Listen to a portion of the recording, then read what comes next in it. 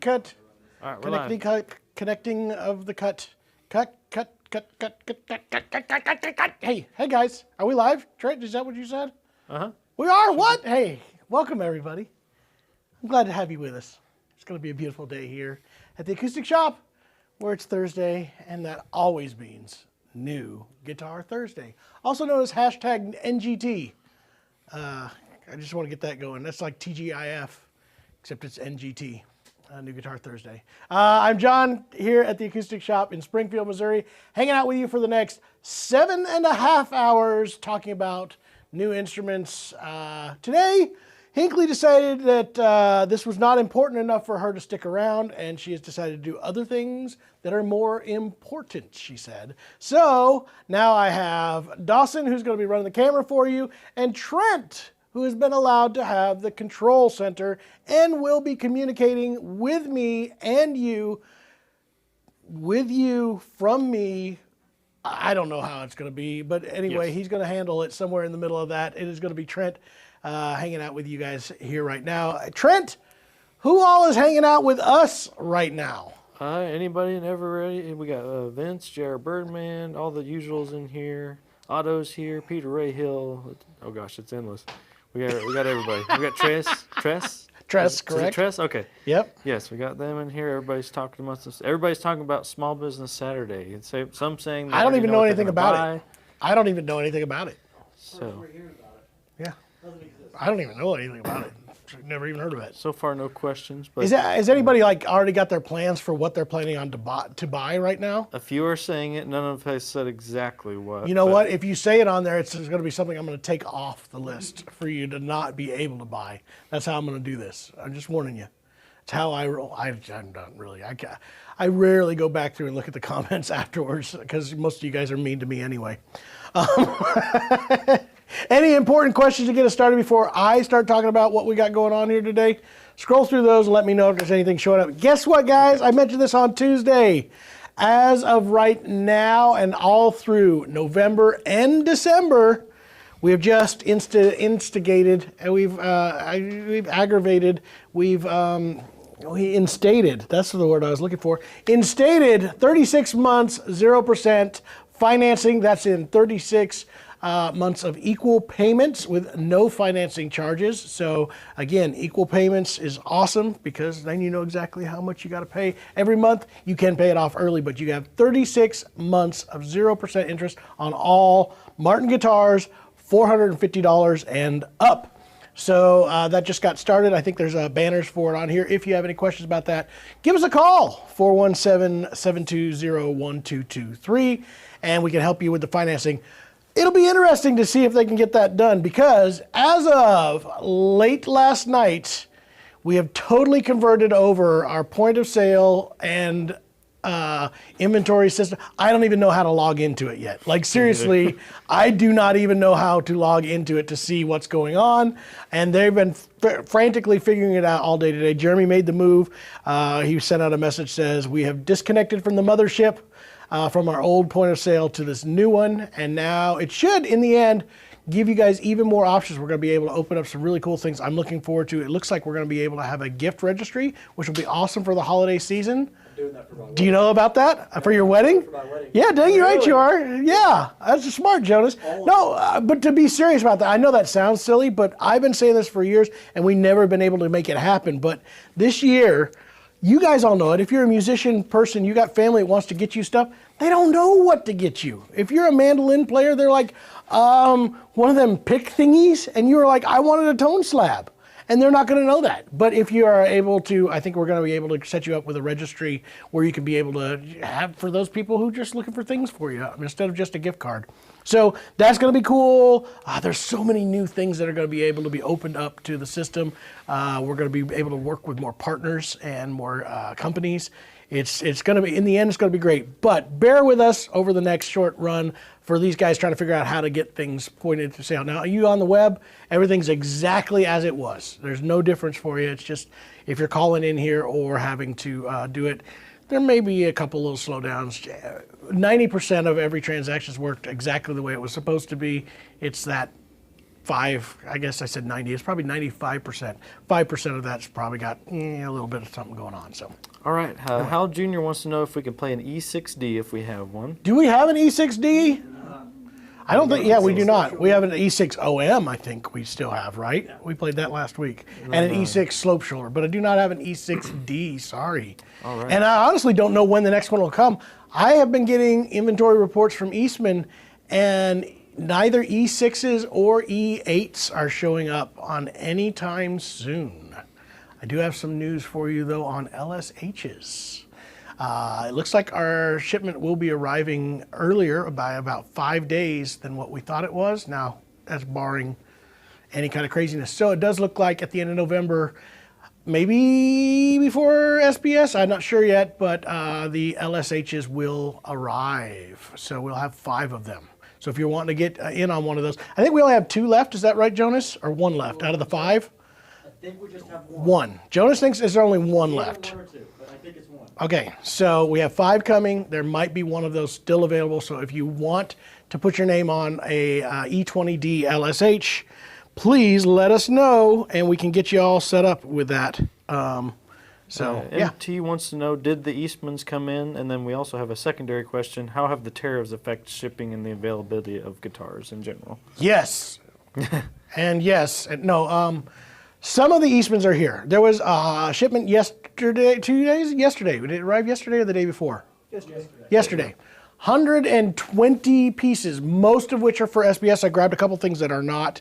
There's a bunch over there that are not for SBS, but 120 pieces. That said, there's still another 70 that have not made it in here yet. So that's another shipment that's going to be here, and that's just SBS stuff. There's a whole bunch of other things that are going to make their way in here as well on that. Tariffs has made everything interesting, and this part of what's been so frustrating about getting things ready for this big sale. As you all know, if you don't know already, we have our one and only large sale coming up. It is the Small Business Saturday. That's why we call it SBS, Small Business Saturday. It is the same Saturday as Black Friday. This year, I believe it's the 29th of November. It is the one big sale, and trust me, you're going to want to be sitting on your couch ready. It's those who have been there. If you've been on here and you're watching right now, tell the folks how awesome it is. It's a live streaming event, lasts about 7 hours of solid deals and fun things. We show videos. We have a great time all the way through, live streaming the entire event, and it is our largest sale. That said, it's been hard to get inventory this year because tariffs and changing how people, and I'm not just talking about the pricing, I'm talking about how people bring in imports is really tough. They don't have as much stuff in the warehouses right now, and I think it's caught a lot of these companies by surprise because they reformulated how they were going to import any of their goods because they didn't want to have tons of things in the warehouse because it costs too much. But then all of a sudden, once they created this new system, all of a sudden the holidays caught up with them. And now I think a lot of them are behind, and we're trying to play catch up. I was just talking to another store today that says their biggest selling Fender package that they have will not be arriving until mid-January. And it's a holiday package that is designed like it's the #1 SKU, and they're not going to have them for this Christmas season. So it is a problem. But we're making our way through it, guys. You're going to see new SKUs this year. By SKUs, that's a term we use for items, new items. I need to quit acting like I know business stuff. Anyway, new things that you've never seen before. Kyle wants to know, are we unboxing the new 1940s? Look at this right here, Kyle. Yep. I got 2 wide nuts. We got in one of the 11/16. As you all know, it is already sold, and I think one more is already pre-sold too of the next one. But we did get 2 of the 1 3/4 in. We're going to find out. I know Kyle's interested, as am I. Are these going to come in with the aged toner or the heavily aged toner or just the standard light toner, which is what originally was designed with? I'm going to be curious to find out. Maybe we'll get one of each. Who knows? But either way, we're going to get 2 more of them in here. Huge seller. It's been hitting other stores. I've been getting calls from other dealerships around the country going, this is one of the best guitars we have ever had in here. And they're reordering. According to Bedell, it is the biggest selling item that they have built yet. So I'm pretty excited about that. LCB UK says, I'm a new subber based out of the UK. and just purchased an E10D TC based on your video comparisons. Awesome. Quick question, does the E10D TC have slotted bridge pins or unslotted pins? Depends on how old it is. Yeah, I was going to say this. Why you want to step on top of me, Jonas? If you can't, if you didn't hear him, it all depends. We have been noticing the newest batches of stuff that has come out. I'm going to say it actually probably is a 2025 thing, but because of the delay in shipments that came in here, we're finally seeing them. But the last 3 shipments we have seen have had slotted bridges, no slotted bridge pins. So unslotted bridge pins, slotted bridges. It's interesting to see. And again, that's part of that influence of Bourgeois, who has been doing that for quite some time. 21 Ukuleles says, which is the lesser of two evils, high heat or cold temperatures? I want to travel with my E8OM, and the place I'm going to is a senior living place. Temperature inside is always 80 degrees. 80's fine. That's not a danger. I mean, if you're going to extremes, it's better to have cold than it is to have hot in extremes. But 80 degrees is not that bad. When we're talking about damaged in heat, we're talking like hundreds of degrees. Hot enough to start separating glues and drying out woods. 80 degrees is not a big deal, especially if it's humid. And just because you're playing in an 80-degree room, and I understand why, does not mean that it's going to lose all its humidity immediately. It takes a long time for wood to release its moisture content. It will actually absorb it faster than it will release it. So 80 degrees, you're not a problem. As far as cold or extreme heat, the biggest thing to worry about is the time it takes to fluctuate for either of those extremes.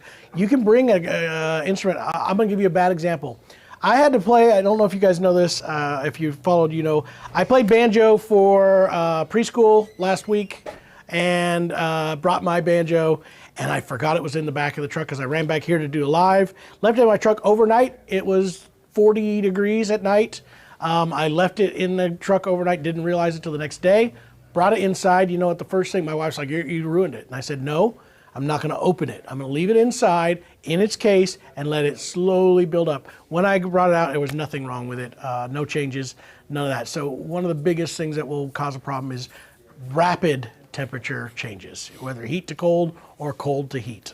All right, Robin TX wants to know if we have any E10Ds, and then another person wants to compare an E10D versus a D18 standard, if we could. Did we get any E10Ds in stock? No. We are out of E10Ds right now, so I don't have one. And basing it, what was the difference between that they wanted to know the difference Let's of? see. Because I don't have one right now. To TC? Yeah, E10D TC versus a D18. They didn't say Versus a specifically. D18 standard. Okay. Yeah. We have some D18s in here. I can tell you that they are different sounding guitars, and deliberately now. It's a more focused type of tone out of the E10Ds nowadays, a little bit more boutique sounding, and I think that's a funny term to use for in this case too, because the D18 is like a standard tone, so it's still a boutique sound. It's what we call the standard now for a mahogany dreadnought. So it's unfairly called a non-boutique, but it's got its own. It's a thicker, rounder type of tone. E10D more focused, a little bit louder and brighter, I would say. Dan Sullivan says, any advice on the best bluegrass Canon Dread under $3,000? My favorite it would be the new Bourgeois Professional Satin. That Country Boy is right at 3,000, right? 29, 27, 4. Oh, they're 4. You're right. God dang it. I'm down by 1,000. I have my numbers off. All right, so under 3. That's a tough one. D18 is a fantastic one. The E10D is a fantastic one. Those would probably be my 2 favorites. D28 satin in there? D28 Satin would be a pretty good option. Yeah. I think you're right. It's just over 3 to get a standard D28. I'll tell you the unsung hero that everybody needs to pay attention to, especially even if you already have a Rosewood Dread, the Billy Strings. Martin Billy Strings, that's just over though, right? It's like 36, yeah. That guitar is one I think everybody ought to pay attention to. Short scale, has the cool look. And the slightly thinner nut size. It's a good guitar to check out. What do we got next, Trento? I'm looking here. Everybody says thanks for the responses. Hal Jr. says, should I wait on an E6D or step over to the E10D? And he wanted to know if we could play one, but we don't have one. They're coming. I promise you they're coming.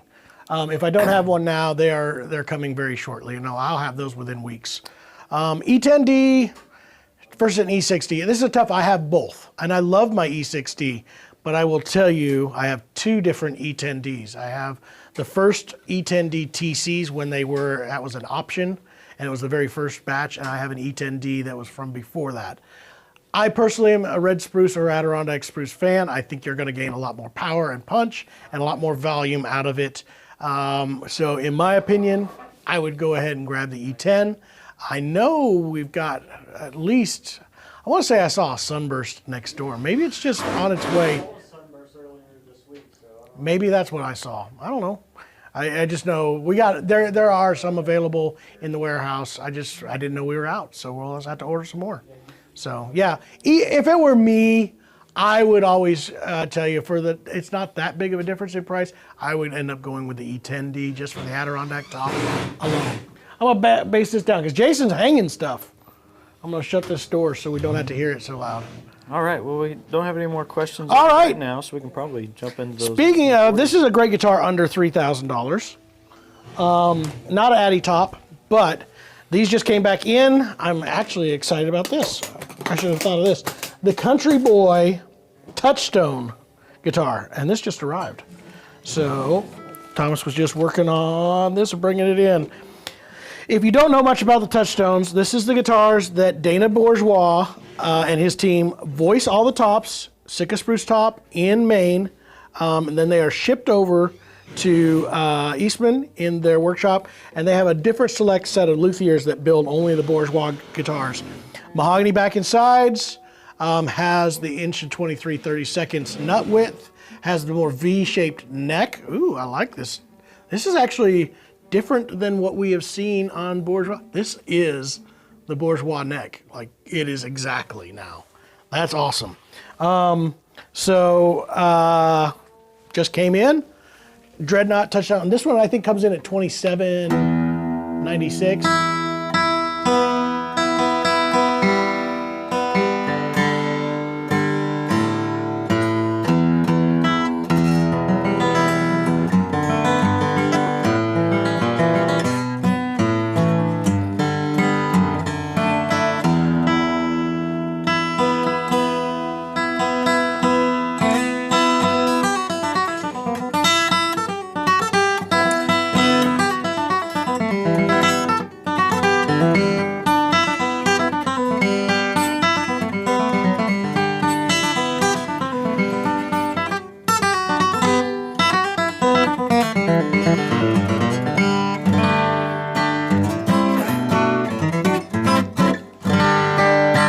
This neck feels awesome.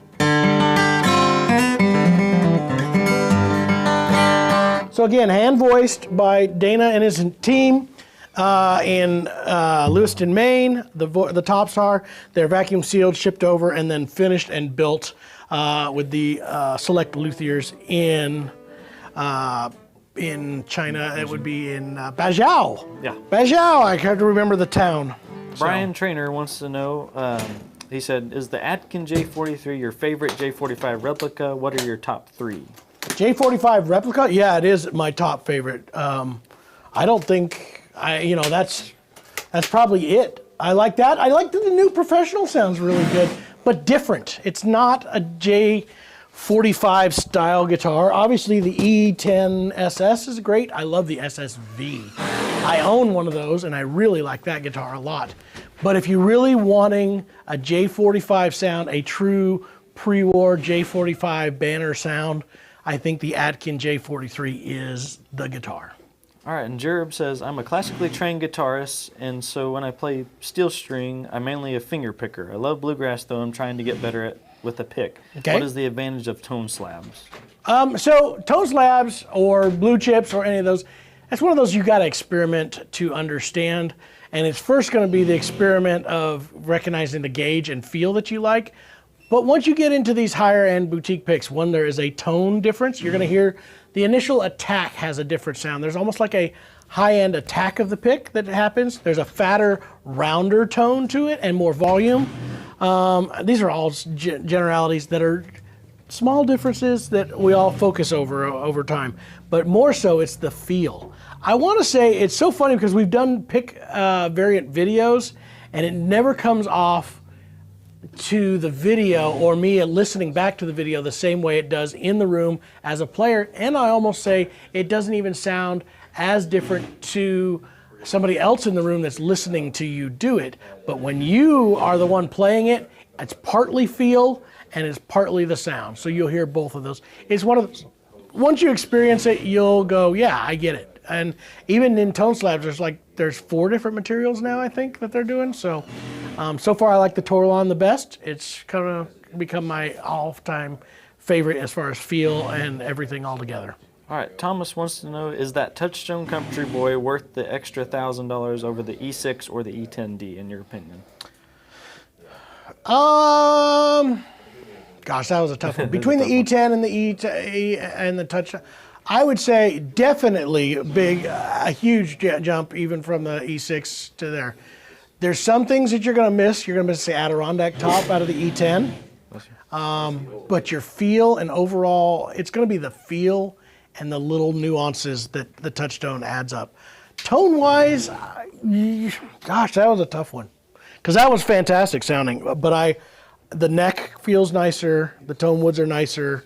The overall build is just a little bit nicer. So that's a tough one. That is a really, really tough one. I would say, yes, you will hear the difference, and I think you will still think that it's nicer than the E10, but there's certain aspects that you're going to miss out of the E10 too, that I would miss. The Adirondack spruce top mainly right there. That's probably the biggest one. Honey Picks has chimed in saying picks do make a difference. I'll bet you would say that. Absolutely they do. And it's all different material. Start with, though, gauges, and I would use the same material. I think most of us would say buy the Tortex style or Duralex or whoever makes it, the multicolored ones. D'Addario has them. That's who we sell, is the D'Addario versions of them. Get the gauge that you like, and then start working with shapes, and then start getting into the boutique picks so you understand what you like. Because one thing is, if all of a sudden you go to a 1.3 millimeter pick and everything else you've ever played was a 0.63, you're not going to like that pick at all. You're just probably. So get the gauge that you like and then try to start finding stuff that's similar in the different materials that get you all the way into what they call boutique picks. So LCB UK is back in the chat and says, what lower cost guitar would you recommend that mimics an Adirondack D18 under 3,000, if possible? That mimics an Adirondack D18 under 3,000. I mean, I just said what they would be. It would be the E10. Really, that's it. That's really it. I like the LD60 a lot. That's got a lot of the characteristics, but it's not Adirondack. It's Sitka. So yeah, there really is no other Addy topped 18s under $3,000. No, it would be pretty much that I know of. Yeah. All right. Otto says, hit the like button, everybody. That is true. Yeah. Hit the like Do button, it. subscribe. Do it already. Stuff. And all right, I think we can go to one of the 1940s or whatever Sweet. else we got sitting down here. Yeah, let's start doing the 1940s, and then I'll show you guys some. We got mandolins in. I'm pretty happy. Blacktop bourgeois are in, as well as the natural ones. I think I grabbed a natural one to show you all. And we'll start with this one. I've got two 1940s in stock right now. If you're looking for one, and they won't last very long. At least so far, none of them have. While you're pulling that out, both someone in the wants wide to know nuts. the Eastman equivalent to a Blue Ridge BR160A in the market for a Chinese dread, he says. What's the 160? I don't even know what that is. Rosewood Dread. I think it'd just be the E20D. Except, would that be an Adirondack top, the 160? Yeah, So the closest. All right, you guys, you asked for my opinion. It's not the closest. Like maybe that's the closest to an E20D, because we're talking a whole nother level, in my opinion. It's another level of build quality, another level of sound. I know that those became a standard, but in my opinion, it's not the same. Hey, guess what we found out? This one is, the first one at least, is another of the heavy aged toner. These are so light. Real quick while we're doing that, Kyle wants to know how many different models of the new Martin CW are there going to be? I can't remember if you said there was 2 or 3. He said. 3 eventually. 3 eventually. Okay. Mm-hmm. Gotcha. All right. Let's catch this up. And we'll be ordering multiples of them. Right. So, I love the color on the back of this one. Ooh, yeah.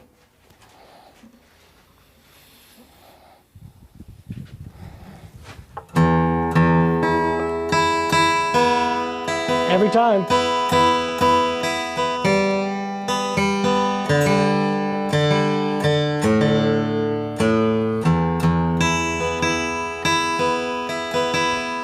It literally like thumps your chest.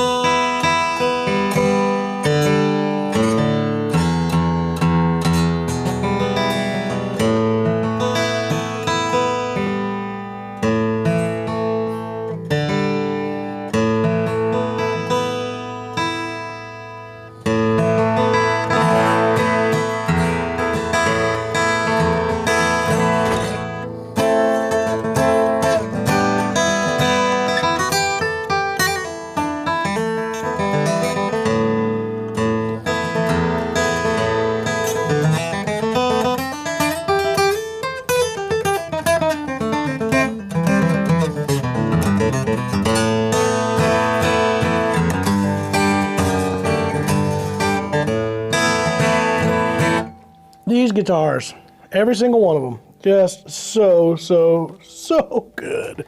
Got a few people asking, what's the outdoor price on the 1940 and what are some of the specs? Otto was asking.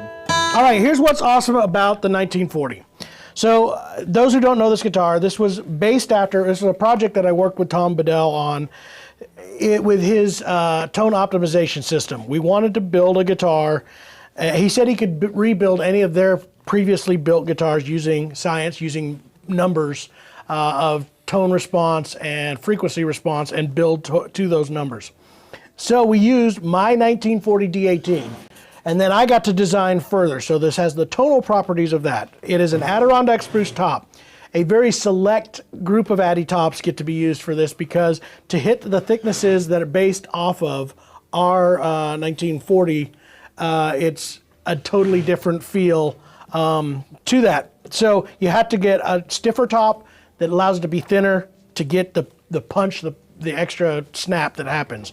Mahogany back and sides done in a darker stain. All wood bindings. The purfling on here is maple, and if you see it's turned on edge, so you get this curly effect. Spalted maple rosette. The fretboard has a purfling line of maple also that goes all the way up through to the peg head. I love that look. It's always been one of my favorites. And then we did Evo frets with a totally new neck profile. It is a modified V that they had never done before, and I just love this feel. So this one's in 1 3/4. The original one was done in 11/16. They built it as a project guitar. I own that first one. It's fantastic. It's my favorite guitar to play.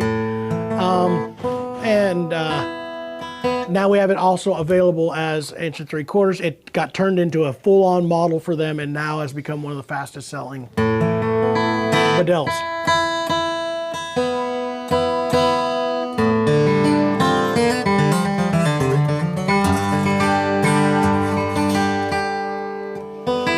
I can't hit it today. But that said, fantastic. Let's see what the other one looks like. We may find that they still did another one of these this way. I don't know. I know we're supposed to hit our end, and it wasn't supposed to be done, but these were already in production.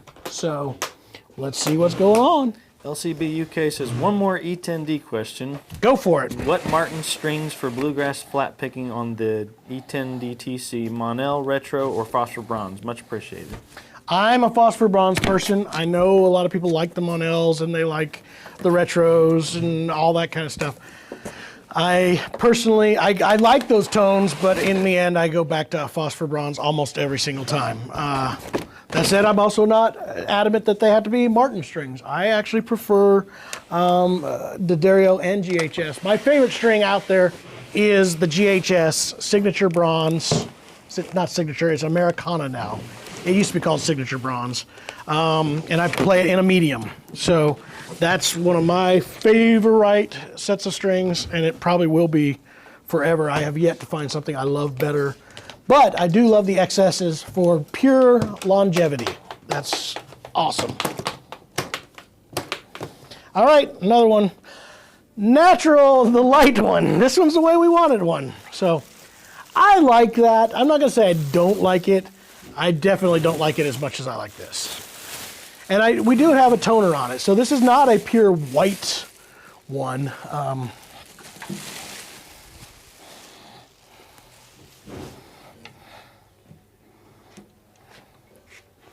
This is the way we were designing it, though. If you notice, it's got a yellow light toner on it. It's about the color of what D18s are in their toner.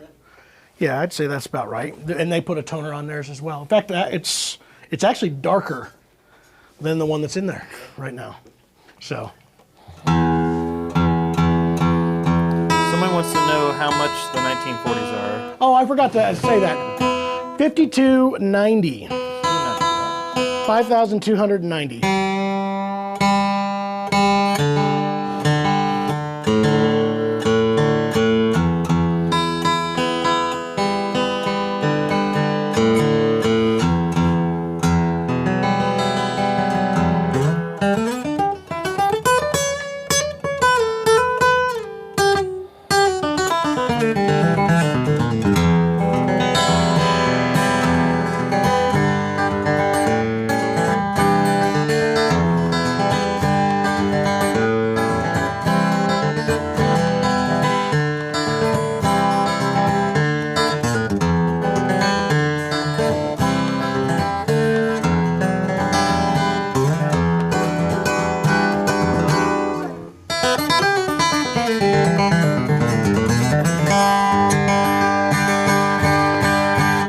Have slight variance in tone to them.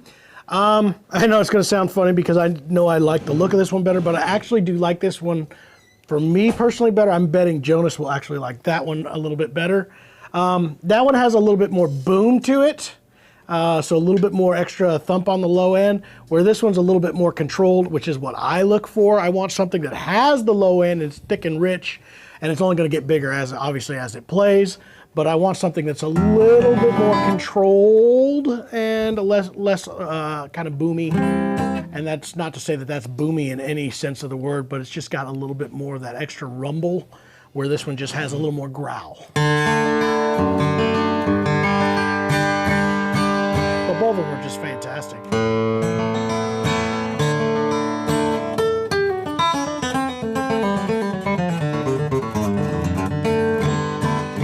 Here's what makes these guitars great, in my opinion. Both of these have the same thing, and it's something that I've yet to hear any other brand new guitars have.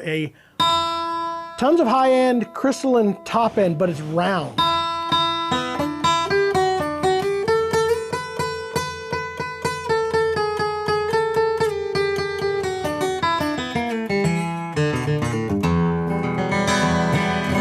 And it's what I love about my actual D18, and what most people love about vintage D18s is that rounded top end. So very, very impressed with that. Yeah, this is fantastic. 10th Fret Tony wants to know, is Martin still having binding issues on some of their guitars?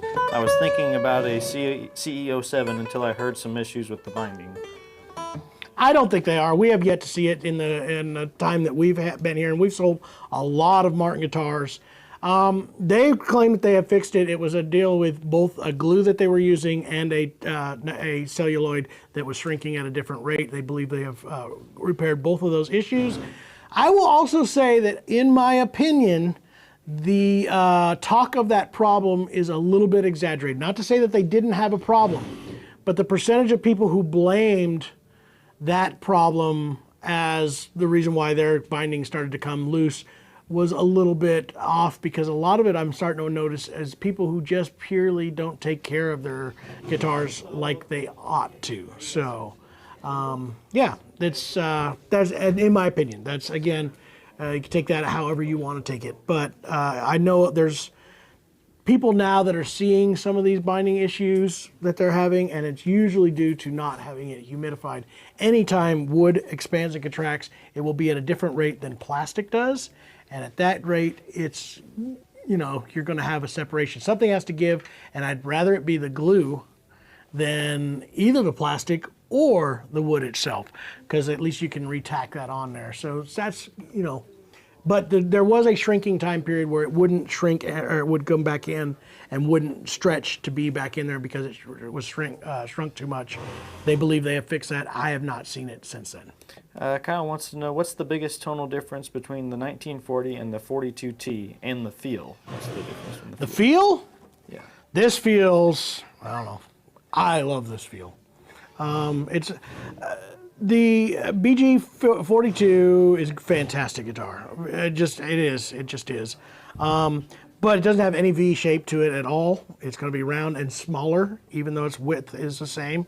I like the graduation of this neck. It gets a little bit thicker up in this region, where that does not, and that's in the neck and feel. Tone-wise, they're just different type. They're different bases of the same thing. There's a lot of things that they share, but there's an extra thump and roundness to these guitars that nothing else has. So. And Corey Cook says, I know you've been asked this before, but can't find the episode. When it comes to the 2025 model Martins, what's the difference in the D28 and the HD28 besides appearance? That's it. Appearance. Yeah. It's literally just appearance. It just comes down to that herringbone and the back stripe, and there's just nothing sonic. I mean, I got in trouble because we didn't mention that there is a difference in the dot size. You have a dot on the D28 for inlays versus the snowflakes for the HD28. Yes, it has herringbone, but honestly, it is no difference besides cosmetic differences. That's the build of it's the same, and honestly, it seems like they pretty much sound the same with variants from guitar to guitar. So that's just the way it is.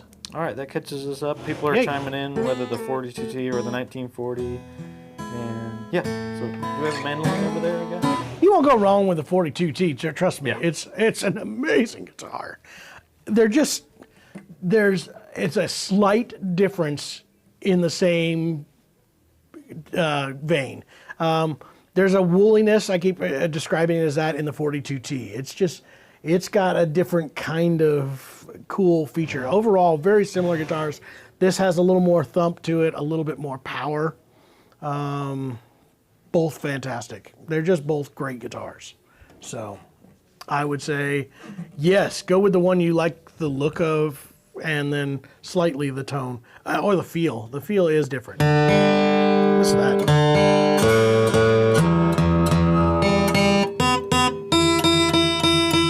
Maybe that's a better way to hear that roundness. Got it right in the mic there. So Kyle was asking if you could dig into that one, and is it 1 3/4 inch? This one is 1 3/4 inch, and yes, I'm digging into it.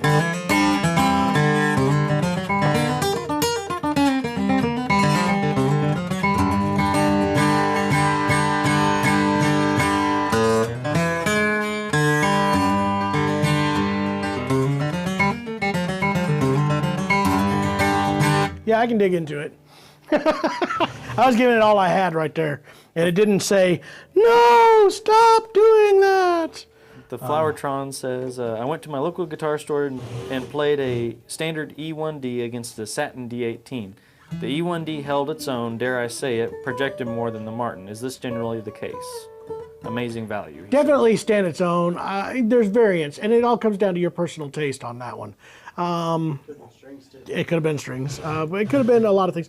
I have a hard time saying it's better than, but I definitely think it stands its own, and I think it punches, the E1D punches way, way above it. I've said it forever, and I will still continue to say the E1D and the E1D Deluxes are the strongest contender in a budget-friendly guitar out there. I just don't think anything can touch those in those price points. It just doesn't exist.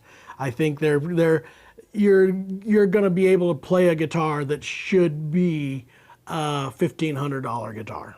That's what it should be, at least that. So even as an import, it should be that if you're going off of playability and tone. All right, that catches us up. Woo! Good. I will show a mandolin that's coming in. I think I mentioned also on Tuesday's show that we are officially, or Wednesday maybe it was, that Jeremy, it was yesterday, we are officially putting up for sale the Bill Monroe Hall of Fame mandolin. It is going to be up, I guess, sometime soon on the website. But that is now, we've decided we've had enough fun with it. It's time to let it go somewhere else. And yeah, so there you go.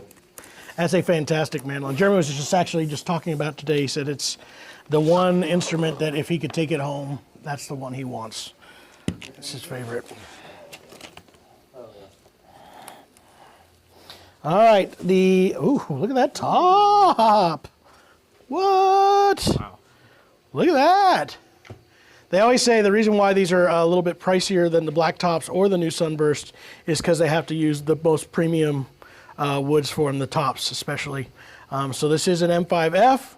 Comes in with a gorgeous thermo-cured or torrefied Adirondack top. Has lots of flame in it, bear claw character, and then again the torrefied back, maple back, and look at the neck on this, gorgeous neck too.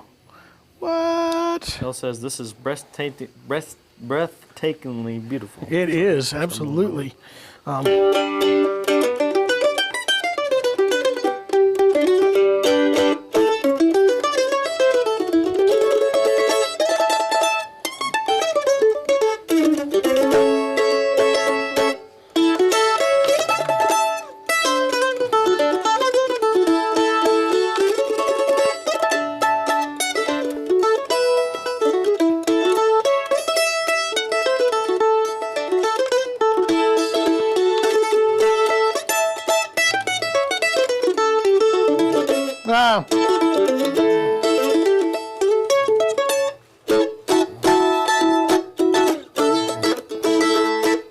It's great. It has the James tailpiece already on these ones. We have the Golden Age tuners. Deeper body, wide nut on these particular ones. Definitely a major upgrade in a mandolin. And yet still pretty darn affordable. So there you go. Robert? Jason, what are you working on in there? Finishing up. Do you think you're going to have it done next week? Is that your plan? All right. Jason's going to have the new room done. He says it better be. Robert Chesterton says, are 12 fret guitars as capable as 14 fret? Is there any way a 12 fret comes up short? The 12 fret, the biggest thing that you're not going to get is the power and punch that you'll get out of a 14 fret instrument. But you'll get a warmth and depth to it. So it's not that it comes up short, it's just it's different. And it always will be. It's just part of it. Shorter scale changes that. The extended space, air chamber, all of those are going to be variances that are going to show up.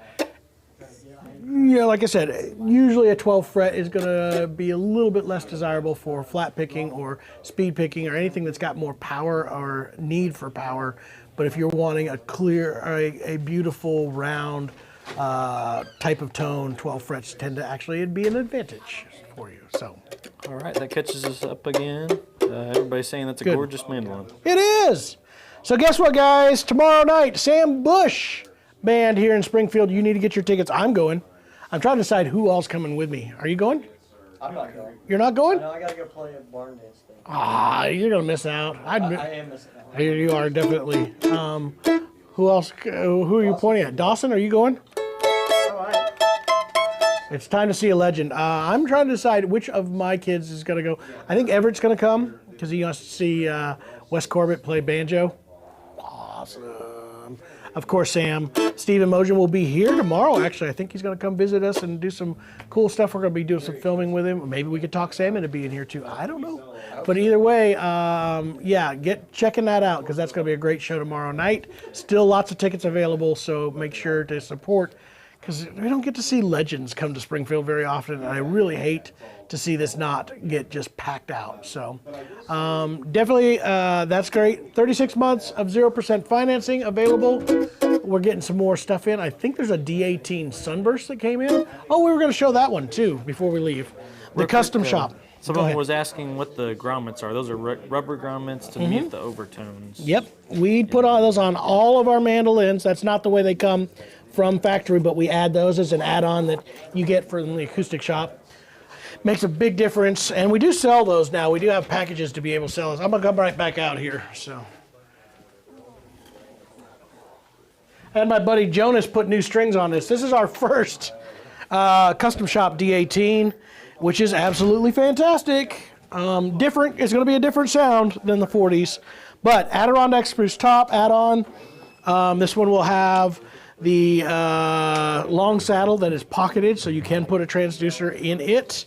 Remind me what else I did. Oh, it's got the custom shop scallop braces, so it'll be golden era braces, but done custom shop, so a little deeper scallop. And then we have the stamp on the back, which is really hard to see. It's just, it's one of those subtle things that as you play it, you love it. It's not.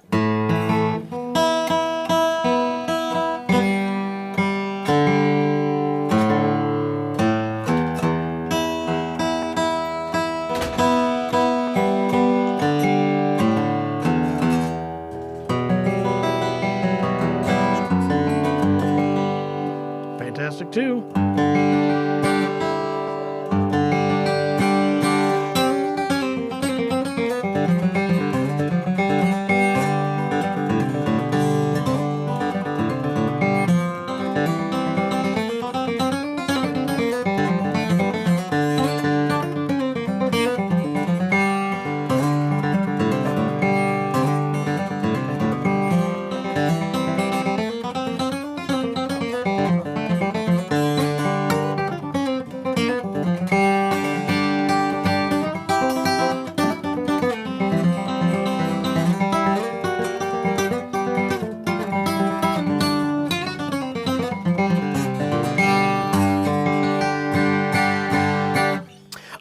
Definitely a little bit more affordable than the 1940.